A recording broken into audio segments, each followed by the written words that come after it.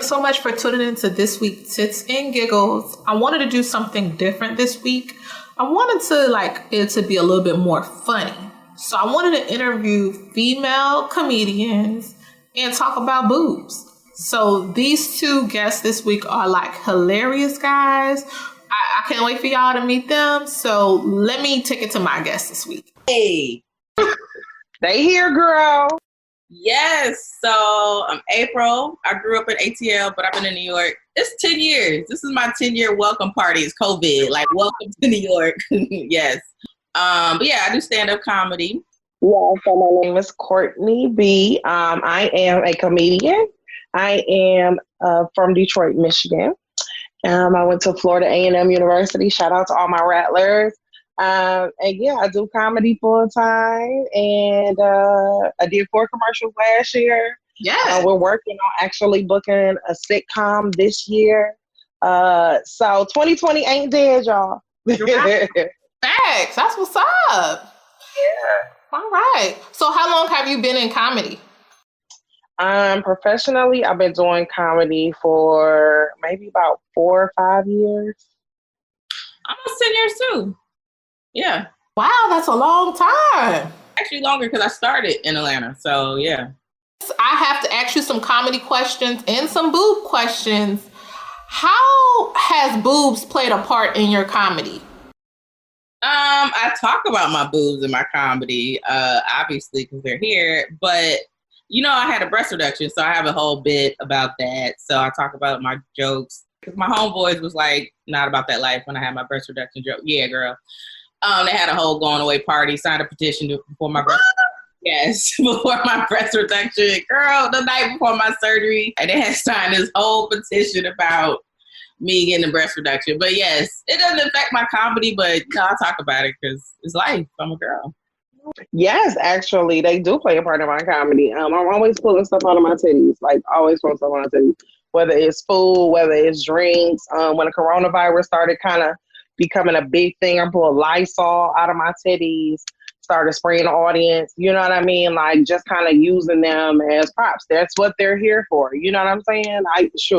You use them to sneak alcohol in the club. So right now I'm at a 46H. Damn, girl! I didn't know your boobs was that big because they be looking. They don't look that big. They're huge. They are fucking huge, girl. I'm telling you, I had to buy some new bras because my other bras, girl, the wires started coming out. They was looking crazy. So I had to buy some new bras, and them bras showed up, Natasha, and I was like, when the fuck did my titties get this big? I mean, they're huge. They're huge.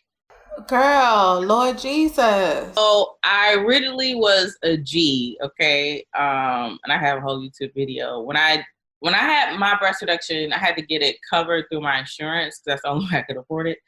And they had to do so many, what is it called? I'm going to say G's, but CCs, right? It has to be so many CCs they could take out for your insurance to cover it. But I still wanted to be a full C. Girl, when I was done, I woke up and I was a B. I was so tight. I was like, this is too small. You can't go from a G to a B. That's a lot of alphabets and letters missing. But my mom was like, you were so big before, anything would have been small to you. But I was like, a B? I mean, sorry for the little titty girls, but a B? I'm probably I think I'm a D. So when I gain weight, it go to my titties. It goes to my titties and then it'll trickle down, to my stomach or whatever. But I knew that eventually would happen. But yeah, so now I fluctuate between a C and a D. And I've always had big boobs. My mama always she was like, girl, I don't know where you got these boobs from. It must have been your daddy's side. But see, we ain't know my daddy because I ain't had no daddy around when I was growing up. That's why I'm flying and I don't give a fuck. That's what the year said. I ain't had no daddy around when I was growing up. That's why I'm wild and I don't give a... But anyway, that's not the point. So, yeah, she don't know where I got my titties from because my mama titties don't look nothing like this. My mama got nice, cute titties, I got these National Geographic titties. So, I think your titties look like they sit up though. They don't look like they You know what? This is the bra. I just got some new bras, and when you take the bra off though, they do a little different kind of thing. Huh? They cute though. They still cute. They are still attractive, but they do a little different kind of thing. Well, I only know two comedians that had big boobs back in that put it in their skit, like Samore and Sherry Shepherd. Is there any comedians out there right now or in the past that you look up to that you were inspired by? Any female comedians or mostly man comedians? Monique is the reason why I started doing comedy. To me, please. Please, you know the fuck I am. I'ma say what the fuck I wanna say, you frail motherfuckers. Actually, I saw her and I was like, dang, I really like how she command the stage. Like when she get on stage, like she owns it. But not only that, I was like, I just want to get paid telling jokes and doing what I love. So I love Monique. I think she's amazing, especially as far as confidence. I think that's kind of what I look at her for, is the confidence and kind of the role she plays as far as just kind of encouraging women. So I think that if I was to take from any female comedian, it definitely would be Monique.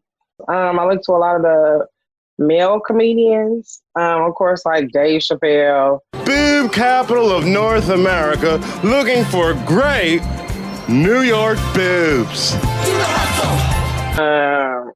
Eddie Murphy, Martin, Cat Williams. I look more to them. Male comedian, it would have to be Robin Harris. You go to the gas station, brother man. Let me help you with that. Motherfucker, help me with the condo. Because that's what my parents used to love growing up. And like, if you love Bernie Mac, you would love Robin Harris if you don't know who that is. Because like Baby Kids, he is just like, y'all had that one dude at the cookout that's just like always funny. Like that's him. When you hear his jokes, it's like you feel like you in the jokes, and that's how I try to do my stand up too. Like you're a part of it. He just a roast king too, like just funny. Do you feel that like a lot of female comedians are black female comedians especially are hypersexualized? I hate that. Because nobody asked men this question. Oh, well, damn. I'm wrong for answering this question. Women, I feel like in general, women are the only ones that get asked like, hey, you can't be sexual. You can only talk about certain things. So no, I don't think that. I'm like, whatever, comedy is truth, right? So whatever's going on in your life, you having sex, you going to talk about it. Right. But nobody's going to tell a dude, like, how many dick jokes you going to do? Like, they're going to do it. That's true. You got a point there. I don't think they're over-sexualized, no. I think they talk about sex a lot, yes. Now, like, for instance, Samore, I think Samore is very sexy. Anytime she gets on stage, she is dressed to the nines, honey. She has on her heels. She is sexy. And you know what? There is a part of that. Like, there is a look. You should have a look. I ain't gonna hold you. I like wearing my Converses on stage. You know what I'm saying? But I have heard people that have been in the game for years say, you might want to put on the heels. There are a lot of male-dominated industries. Now, women are pushing through. You know what I'm saying? Women are really pushing through a lot of these industries. But, I mean, that's been in the last, 10 years? You know what I'm saying? All right. Do you feel like comedians, or female comedians now or even in the past have been lacking with comedy? Or has it been just opportunities? Or do you think they haven't been really funny? I think that women in comedy have a big issue finding different topics. So for some reason, men, they can navigate topics. They just navigate topics. You have Seinfeld. He talked about absolutely nothing. You have Chris Rock. He can kind of like talk about politics and religion. But a lot of women, when you see them, they talk about what? Sex, right? They talk about male-female relationships. I've struggled with trying to figure that out, that balance, because sex is a part of being a woman. I mean, sex is a part of being a human, period. So, I mean, that's not to say that it doesn't play a major role, but just trying to figure out how to kind of diversify my talking points. You know what I'm saying? My bits, I think we need more of us. That's it. Especially women of color. But I don't think there's anything missing. I'm loving seeing more of us. Like, I see them when I do comedy or whatever, but I want to see more of us on like TV, radio, just more women in general, because men outnumber us in this industry. But also, women in comedy, it's really tough for them. You know what I'm saying? I go to rooms. I went to a room in like Kansas City. Literally 3 women there. 4 women, and there were like 20 men, 15 men, white men at that. You know what I'm saying? Just being there to support each other, whether they funny or not. You know what I'm saying? I'm just happy you in the room with me, sis, because shoot, ain't too many of us in the room. You know what I mean? And there really aren't too many of us that really get the opportunities, you know, the Netflix, the HBO specials, the this and that. So anytime you do see a woman, and especially a black woman, Right. clap for the sis. Clap for the sis. Because she did something and she made it, you know? Lastly, to close on out, thank you so much for coming on my show. Well, of course. Thanks for having me. Oh, no worries. And my boobs. Yes. Is there any projects you want people to check out for? Your Instagram, for people can follow you? Yeah.